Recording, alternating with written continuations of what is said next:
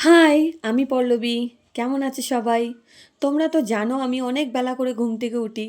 আর এখন বাজে বেলা 12টা, আর 12টার সময় আমি সবজি বাজার করে নিয়েছি। যাই হোক, আজকে হলো রবিবার, আর রবিবার মানে একটু ইমোশনাল দিন চিকেন খাওয়ার।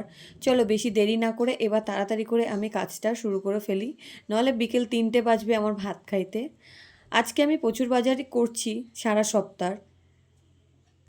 তোমরা কে কে আমার মতন এত বেলা করে ঘুম থেকে ওঠো, একটু আমাকে কমেন্ট করে জানায়ও। তারপর রাস্তা দিয়ে আখের রস যাইতেছিল, এক গ্লাস আখের রস নিয়ে নিলাম। তারপর ওই আর কি, রান্না করা, স্নান করা, খাওয়া, ঘুমোনো। আমার দিন কিন্তু এইভাবেই কাটে। তোমাকেও দিন কিভাবে কাটে একটু তাও জানাবা। আর আমার মতন এরকম সুখী কে কে আছো একটু জানিও।